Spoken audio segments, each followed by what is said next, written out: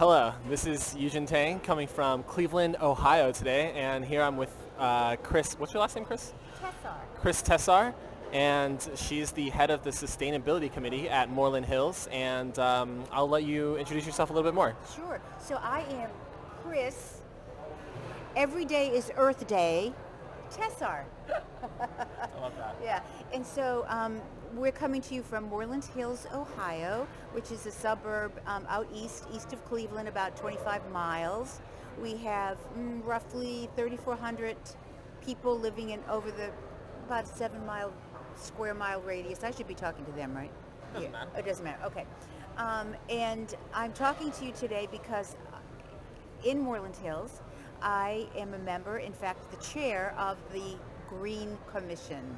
So, Kris, can you tell us a little bit more about the work that you've been doing as part of the chair of the Green Commission? Sure.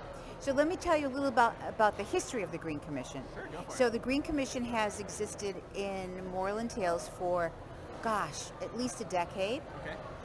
And I've been a member, for at least a decade. And we started out with sustainability as our goal. And the commission members, there are about 8 of us. Eight, and a couple of members, the mayor, of course, the service director, of course, and a member of council, and then 8 residents who are on the committee. So our major goal on our committee is to motivate residents to want to recycle, and secondly, to message them about how to do it. So it's like we want them to want to do it, and we want to show them how to do it. Right. Is our major goal. How do we accomplish this? Well, we meet every other month, and we talk about issues that are happening globally, regionally, nationally, as it pertains to sustainability. We believe that we cannot recycle our way out of waste management problems. We need to think about reducing, reusing, and recycling in a broader context. So how do we do that? Well, we have a number of things we do. I think the thing we're most proud of as a village is that for a number of years, twice a year, we have something called Greening the Hills. Greening the Hills. And we literally, it happens on a Saturday morning from 9 to 12. So for 3 hours, the service personnel, members of my commission are out greeting residents who bring to the village all of the stuff that they cannot put in their recycling bins and that we do not want them to put into their trash bins. So one logical question your viewers might wonder is, well, how do they know? How do they know? So we have, can they see that if I do that? Yes. Okay, good. So every resident in Moreland Hills has a recycling guide that tells them what can go in their curbside bins, what needs to go in the trash, and what needs a special type of deposition, if you will, like where it would go. So everybody gets this. Also, with the help of our solid waste district, we live in Cuyahoga County, and so we have the Cuyahoga County Solid Waste District, and they help us. They are tremendous. They put together a card. This is about like 5x8 card, and it very simply outlines 5 categories of what can go in. A little closer. How's that? So these are the 5 categories of items that can be recycled curbside. So, and then on the back, this is a little harder to see, these are the categories of items that cannot go into this curbside bins, but there are other places for them to go to be either safely deposited because they're hazardous, or they can be recycled someplace else. And our service department at Greening the Hills will collect things such as tires. We have tons of tires, electronics, hazardous waste, and they then will take all of those items and safely deposit them where they should go. So Greening of the Hills happens every spring and every fall in Moreland Hills, and it's a great time for residents to come out and ask questions. Unfortunately, the pandemic has been a problem because in the past residents would get out of their cars and we would usually have some refreshments and we would talk and engage them. Now we have a drive-through and the service personnel take the items from their trunk. So we thought, how are we going to message them? Well, one thing we do is we hand out these cards, of course. We make sure they all have their recycling guides. But one thing we started doing we've done it twice now, in May and a few weeks ago in September, is myself and another one of my committee members, we wear sandwich boards. I didn't tell you this. I have a picture. I'll just show it to you. We actually took all of these, what to recycle on one side of the board, what not to recycle curbside on the other side of the board, and we actually wore them. Oh, and wow. and while the cars were queuing up to deposit their stuff, we would walk up and it was great fun because people asked questions. It generated questions. It generated some chuckles because we looked pretty funny. But it was very effective, very effective. Oh, awesome. So that's one thing we do. We have Greening the Hills twice a year. We are always messaging on our social media platforms. We have a great Moreland Hills website with all of the information that one would need to recycle properly. And we have a Facebook page. We have made videos. The mayor has made a video and a couple of council members about, one of the videos which I love, done by Ethan Spencer, is there's something called wish cycling. Wish cycling? Have you heard of wish cycling? I've not heard of wish cycling. Wish cycling happens when you have an item and you really hope that it's recycled, and so you drop it into your recycling bin and it's not recyclable. And what it ends up doing is contaminating the whole load, which then cannot be recycled and has to go to the landfill. That is called wish cycling. I didn't know You about didn't that know at all. about wish cycling? I've never heard about You this. should Google it. Okay, I Yeah, will. yeah. That's new to me. Right. So we have the videos on our Facebook page, and we have all the information on our website. Additionally, I am the chair of the Green Commission, and in that capacity, I went to the Cuyahoga County Solid Waste District and did a training program, and it's called Recycling Ambassadors. There's a bunch of us in the county. There's probably about 30 or 40 of us. Our county's pretty big. There are, at least 29, no, I don't have the right number, but there are lots of municipalities in Cuyahoga County. There's a lot. So just for reference, there's 88 counties in Ohio. Cuyahoga is one of those 88 counties. And other counties also have solid waste districts that are comparable, and we share ideas and stuff.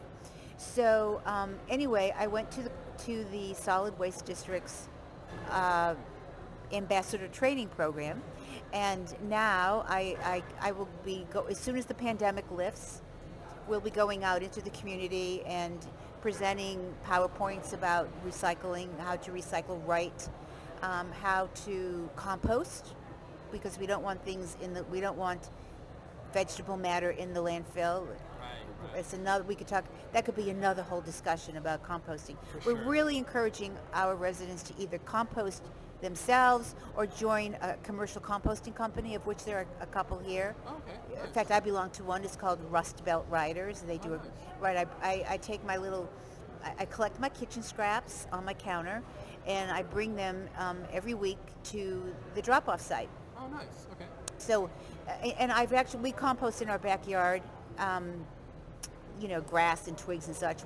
We try doing vegetables and food, but Moreland Hills is very rural, and unfortunately, composters in Moreland Hills end up entertaining the wildlife in their backyard, which isn't bad, except it gets to be a problem. So I love that we can do this type of composting. Yeah. Okay. Right. Oh, very cool. Okay. So yeah, I mean, all of this stuff that you've been doing sounds awesome, Kris. The composting, the recycle stuff, the encouraging people to reuse and reduce as well. Yes. And you said you've been doing this for over a decade now, at least as part of this committee. Right. Can you talk a little bit about how you kind of got into this initiative and this movement? How did I get the what's the word I want to say? What caused me to become like passionate? Yeah, what made Where you did be the like, passion? we really gotta like Where do did the something? passion come Yeah, from? yeah, Well, I have to say, it came when I looked in my backyard and I saw the beautiful woodlands around me, and I thought we really have to sustain this. What can we do to keep things fresh and clean? And then I realized that we had a green commission. Oh, okay. Okay. Right, and that I could get involved with that, and so I was appointed by the mayor. All of our members have to be appointed and sworn in, and it's a very it's official commission. We're not elected, but we are appointed, and also because at the time, 10 years ago, my kids were still pretty young, and I started thinking about their future and their planet. For sure. Right, Yeah. right. And then lately, especially the last couple of years, what's going on in the world, it just further fuels my passion to help. I can't go out and save the world, but I really believe that every person can do one little thing. Not do one little For me, it's like I have my own water bottle now. I don't no more plastic bottles, and I take my little composting bucket to, I call it my journey to Mecca. My husband will say, "Where are you going with that thing?" "Oh, I'm off to Mecca with my scraps." And then the company takes all the scraps from the members and turns it into tilth. Tilth is a type of soil, Okay. which as members we can buy it at a discount. So I get that tilth and I put it in my garden. Oh. So it basically, my kitchen scraps go into my garden. I skip the critters in the backyard approach, Nice. which is good for me and for a lot of people. Right. Yeah, yeah. Okay, wow, very cool, nice. Yeah, okay, so it's great to hear that like you have this green area that you care about. I think everyone should care more about that, and I think maybe like being able to connect more with nature would help people care more. Yeah. And it's great that you do this for your kids. That's like obviously that's a big driver. Yeah, so in terms of like where you see like what people could do in the future, or like where like with the future of sustainability could go, what do you think about that, Kris? Like, Oh boy. Well, locally, I think people, the first, or non-local. well, I'll start locally. That's what I'm most versed in. My wish, my hope, my goal is that people decide that sustainability is everybody's issue. It really is. It isn't just something we talk about, in academic circles, or we wish about. We wish we were more sustainable.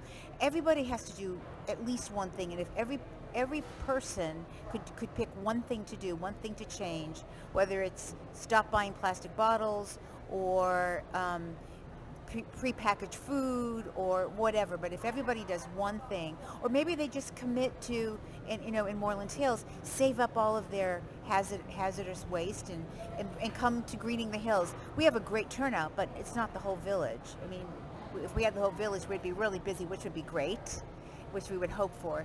So that's what I think. Every individual in this country, in the world, needs to take this on as a personal responsibility. It isn't something they talk about in Glasgow or that they argue about in Congress. It's something, I mean, that happens too, of course. but everyone needs to do something and just set a goal for themselves. And my goal, in my capacity as, a Green Commission member and chair, is to educate people, to motivate them to want to do something, and then to show them how. Yeah, to give them the tools to make sure they have all the right bin labels on their recycling bins, and they have all of their, handbooks, and I actually go around my neighborhood and I look to see what people are doing. And then I say, I noticed that you put all of those plant pots in your recycling bin. We can't recycle those plastics. There's certain plastics that you just not now, but anyway, so for me it's something every day that I think about and do something about. And if everyone else could do that, I think we'd be in a better, putting politics aside, it's just, an individual thing. For sure. Yeah. I totally think everybody should make this their own individual thing. Sustainability isn't just something that affects people it is something that affects obviously people at large, but it is something that affects every one of us, and if we all can do something about it, that would definitely make it a lot better. Great. And if I could say one thing to your viewers. That was what I was going to ask next. Oh, oh, you read my mind. I would say look into your community and your neighborhood and find out what they're doing. Maybe they're already doing something and you don't know it, or maybe they're not and you need to tell them it's time to start. For sure. Yeah. Awesome. Yeah. Well, that was all I had. So thank you very much, Kris. This has been very enlightening. I definitely didn't hear about this wish cycling thing, and I'm glad I know about it now. You can Google it, everybody. Wish cycling. Don't do it. Don't do it. And I have to congratulate you on what you're doing and your book. Did you tell everybody about your book? Yeah, they all know. They know about the book. Yeah, I just ordered it on Amazon today. So anyway, Awesome, thank you. Yeah. He didn't tell me to say that either. Okay, awesome. Yeah, thanks for watching. This has been Yujin Tang coming from Cleveland, Ohio, and I'll see you guys next time. Oh, and remember, every day is Earth Day. You can get one of these caps too. Nice. Bye.